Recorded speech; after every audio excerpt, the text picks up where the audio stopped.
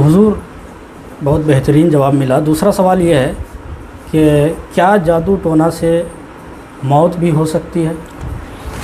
जी हाँ नाज़रीन कराम, मौलाना मलिक ज़फ़र साहब ने एक ऐसा सवाल किया कि जादू से, सेहर से क्या जाने जा सकती हैं। तो बिल्कुल, जब अल्लाह के रसूल सल्लल्लाहु ताला अलैहि वसल्लम ने फरमाया कि नज़र बद से बचो, नज़र बद इंसान को कब्र तक और ऊँट को हांडी तक पहुंचा सकती है, तो फिर जब नज़र बद का वायरस इतना जब ख़तरनाक हो सकता है तो फिर जादू कितना ख़तरनाक होगा। आपको मालूम होगा, आपको मैं बताता चलूं कि जब अल्लाह के रसूल सल्लल्लाहु अलैहि वसल्लम पर जादू किया गया तो आम तौर पर लोग बोलते हैं कि अल्लाह की ज़ात पर भरोसा रखो, सौम सलात की पाबंदी करो, शरीयत मुतहरा पर सख्ती के साथ अमल करो, इंशाअल्लाहुल अज़ीज़ दुनिया की कोई ताकत आपको कुछ नहीं कर सकती। देखिए ये बोलना आसान है लेकिन नहीं कह सकते। बुज़ुर्गों की दुआएं, माँ बाप की दुआएं और बड़ों की दुआएं आपके साथ रहना बहुत ज़रूरी है। कब कौन सा वक्त आएगा ये नहीं कह सकते हैं।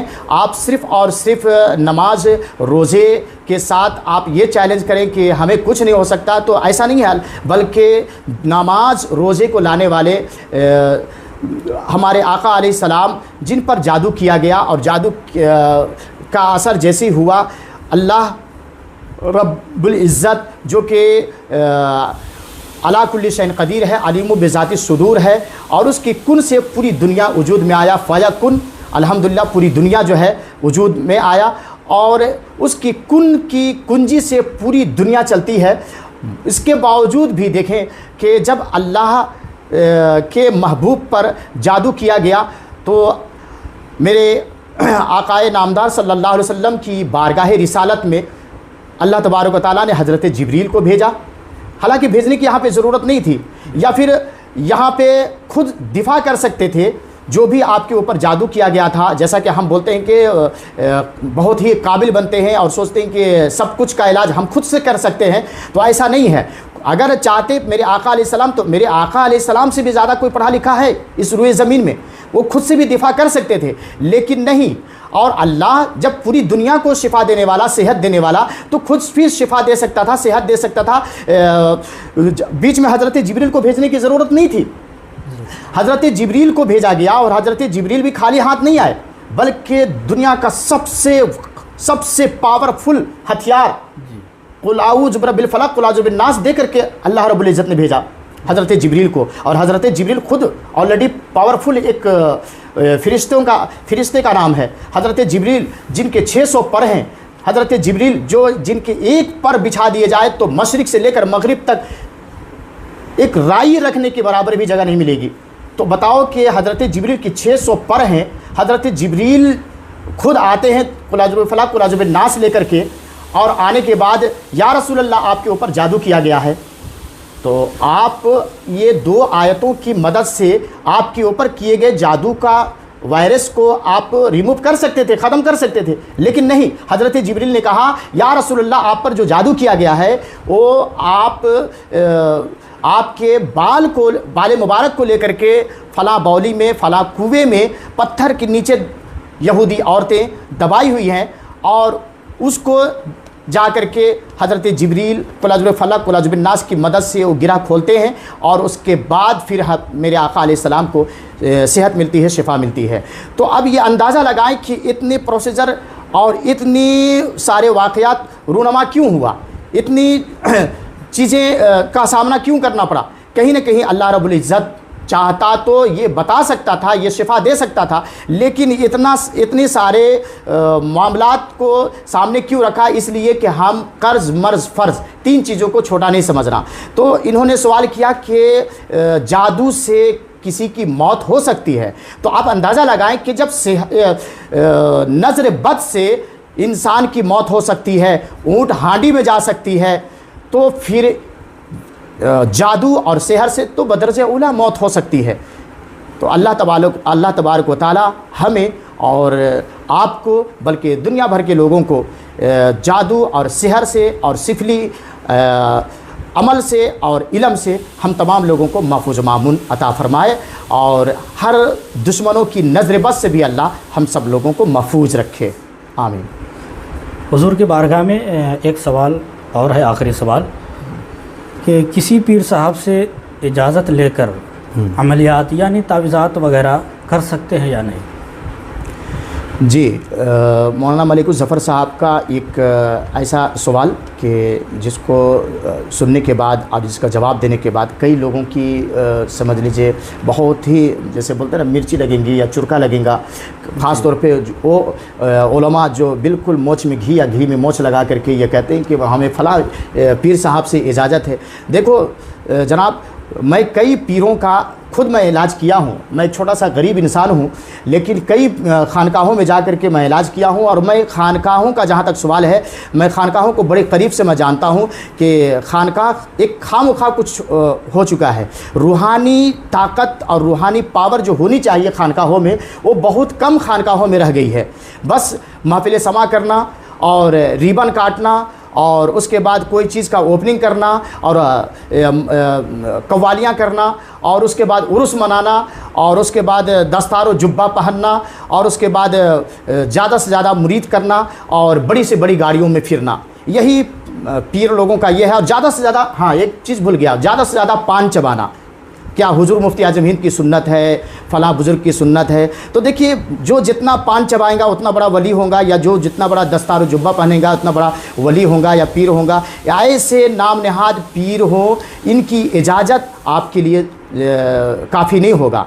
या जो भी हो, पीर की इजाज़त हो या जो भी हो, ये इजाज़त एक तबर्रुकन बरकतन आप रखिए। अगर आपकी नज़र में वो पीर साहब बड़े पहुँचे हुए पीर हैं तो आप इजाज़त को आप बरकतन आप रखिए, आप तबर्रुकन आप रखिए, इसमें कोई हरज नहीं है। लेकिन आप जो है महज इजाज़त से आप अमलियात करना चाहेंगे तो अमलियात तो अभी बड़े मज़े से करेंगे और पैसे भी खूब कमाएंगे अल्हम्दुलिल्लाह। इससे कुछ लोगों को फ़ायदा भी होगा। जाहिर सी बात है, किसी को अगर हम दुआ पढ़ देते हैं तो दुआ से जाहिर सी बात दुआ का असर जब उनके ऊपर मुरतब होगा तो जाहिर सी बात है उसको फ़ायदा होगा ही।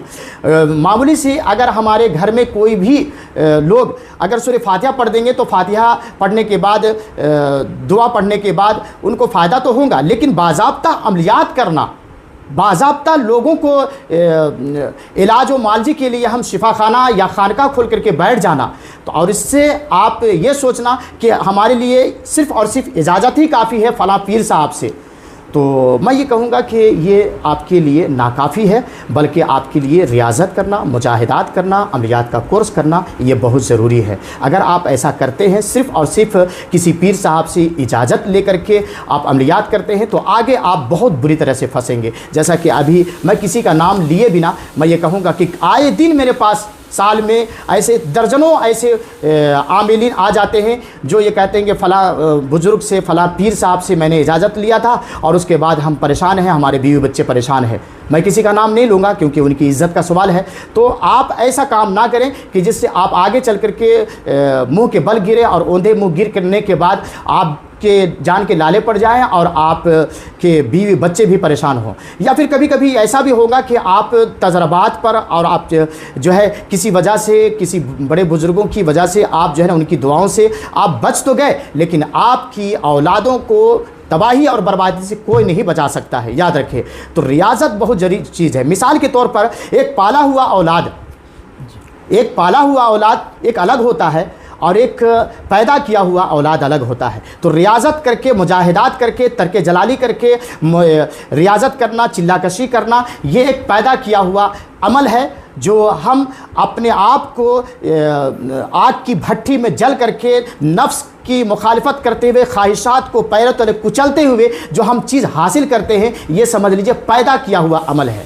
और किसी की इजाज़त हमने ले लिया, अगर कोई साहिबे करामत या कोई बुज़ुर्ग, वाकई अगर कोई बुज़ुर्ग है, अगर उन्होंने इजाज़त दे भी दिया तो इजाज़त को तबर्रुकन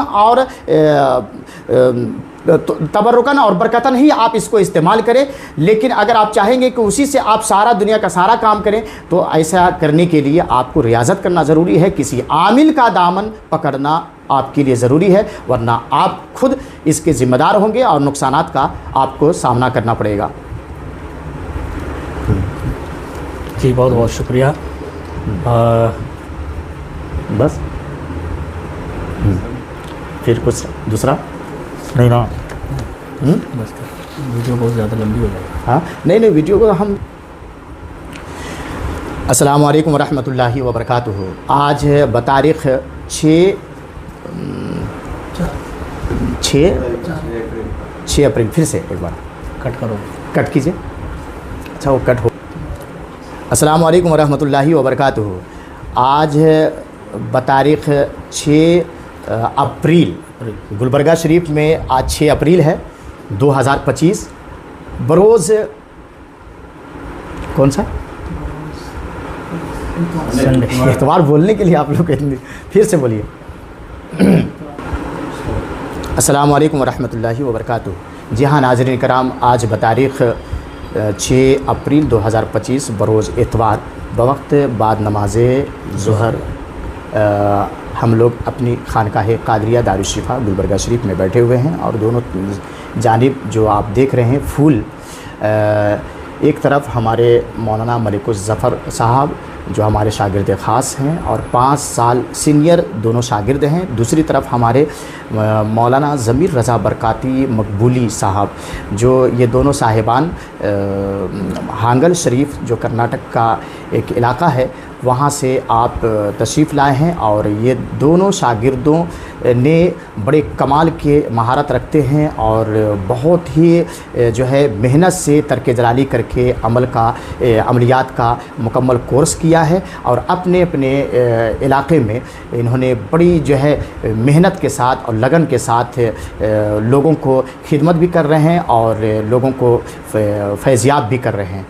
और मैं ये कहूँगा कि तर्क जलाली के साथ इन्होंने जो अमल किया है और तर्क जलाली के साथ जो इन्होंने एक एक अमल किया है, बड़ी मेहनत के साथ जो किया है, बस अल्लाह ताला से यही दुआ करते हैं कि अल्लाह ताला इनकी ज़ुबान में, इनकी निगाह में, इनकी कलम के नोक में शिफा अता फरमाए। साथ ही साथ मैं ये कहूँगा कि जो लोग भी सीखना चाहते हैं, ख़ास तौर पर दौरे हिफ्ज़ के वो तलबा कि जो अब चाहते हैं कि कुछ अमलियात का कोर्स करें और अमलियात सीखें, तो उनके लिए वेरी लवली गोल्डन चांस, उनके लिए बहुत ही सुनहरा मौका है।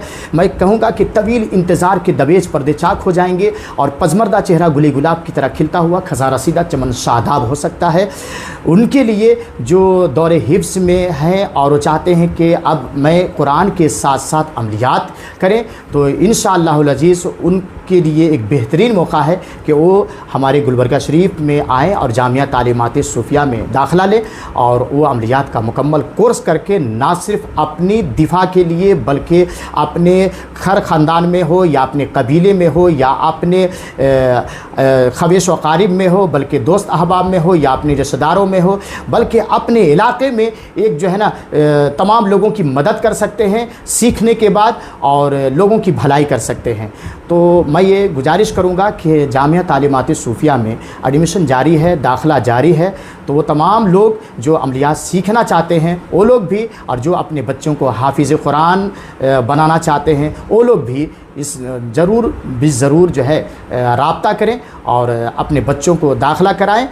इंशाअल्लाहुल अज़ीज़ आपका बच्चा बेहतरीन कुरान का हाफिज़ बनेगा और बेहतरीन जो है ना आमिल भी बनेगा। अल्लाह ताला हमें इस पर अमल करने की तौफ़ीक़ नसीब अता फ़रमाए। आमीन।